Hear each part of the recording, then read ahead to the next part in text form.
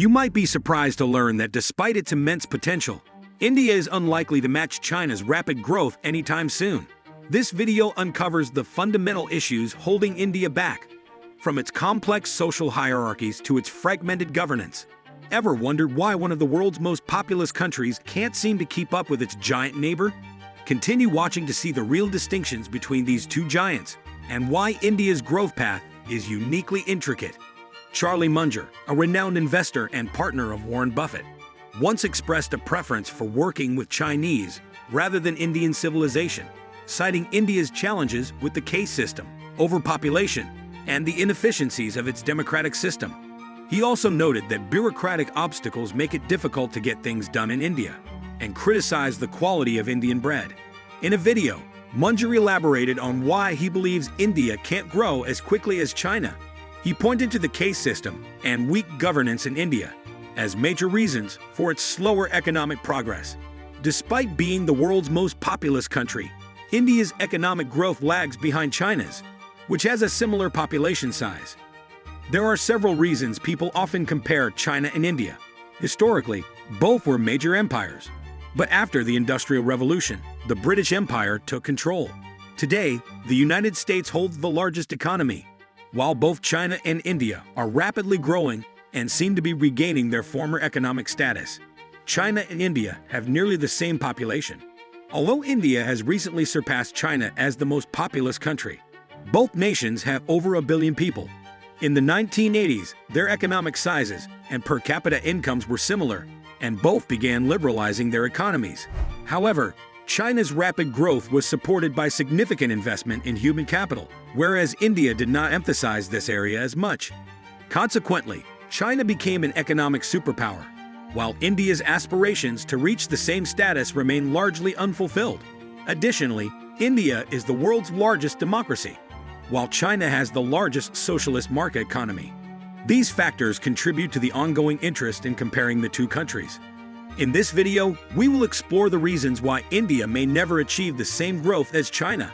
Despite India's considerable potential and optimistic future prospects, it faces several significant challenges that need to be addressed, including the caste system, which Charlie Munger highlighted. Before diving in, please consider subscribing to our channel to support our work.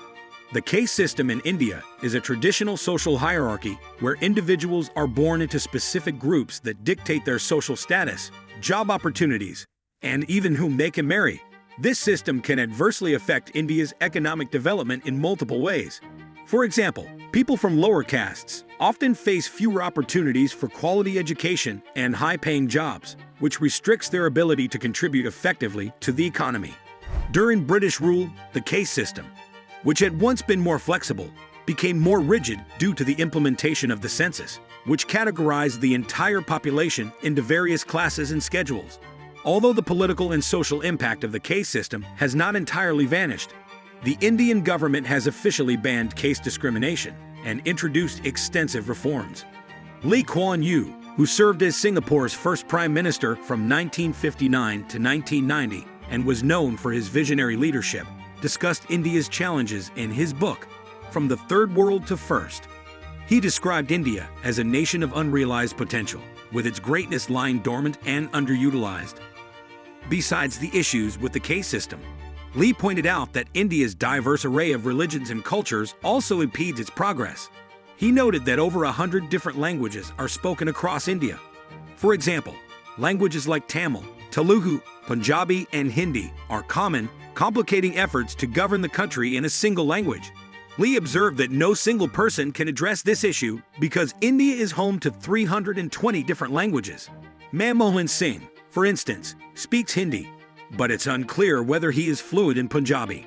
Even if he is, he would still only reach about 200 million people out of India's 1.2 billion population.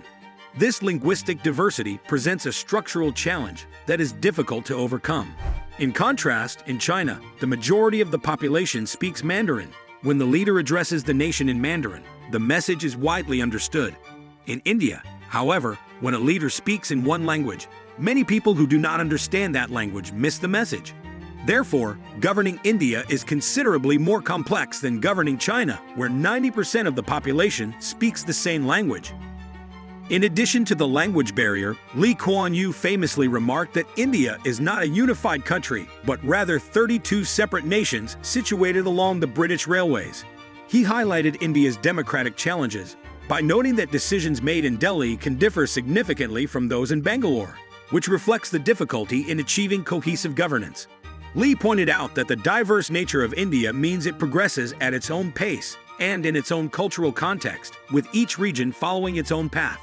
When comparing India to China in terms of governance, China's system is seen as far more effective. This efficiency allows China to make significant investments in human capital, infrastructure, and various other sectors within the country. Market liberalization has certainly contributed to growth in both China and India. But China's success is largely attributed to its focus on human capital and gender equality, areas where India has lagged significantly. Despite becoming more market-oriented, China has made substantial investments in its people, advancing education and health standards to levels that support a globally competitive workforce. According to the World Bank's 2020 Human Capital Index, which rates countries on education and health outcomes from 0 to 1, India received a score of 0.49, lower than Nepal and Kenya, both of which are poorer nations. In contrast, China scored 0.65, comparable to wealthier countries like Chile and Slovakia. Although China's female labor force participation rate has dropped to about 62% from around 80% in 1990, India's rate has decreased from 32% to roughly 25% over the same period, particularly in urban areas. Violence against women has discouraged many Indian women from joining the workforce. China's superior human capital and higher gender equality have led to significantly greater growth in total factor productivity, a measure of resource use efficiency. Assuming both economies were equally productive in 1953, by the late 1980s, China's productivity had increased by over 50%. Today, China's productivity is nearly twice that of India. While 45% of Indian workers are still employed in the less productive agriculture sector, China has advanced beyond basic labor-intensive manufacturing to become a major player in the global automotive industry, especially in electric vehicles. The comparison between India and China reveals deep-seated factors influencing their divergent growth paths. While both nations boast enormous potential and significant historical significance, the challenges faced by India, ranging from its caste system and bureaucratic inefficiencies to its linguistic diversity and slower advances in human capital, create complex barriers to rapid economic growth. Meanwhile, China's more cohesive governance and strategic investments have propelled its development forward. Understanding these differences helps explain why India's economic trajectory is not keeping pace with its giant neighbor. To truly grasp the reasons behind the contrasting growth rates of India and China, it's crucial to consider the multifaceted challenges each country faces. India's intricate social structure, diverse languages, and slower progress in human capital development pose unique hurdles, while China's unified approach and targeted investments in education and infrastructure have facilitated faster advancement. Recognizing these elements provides a clearer picture of the complex dynamics at play in the global economic landscape. What do you think are the most significant obstacles holding India back from achieving growth on par with China? Share your insights and opinions in the comments section below. If you found this analysis eye-opening, make sure to join our community by clicking subscribe to stay updated on the latest insights and trends in global development. Discover more about the factors shaping our world and be part of the conversation.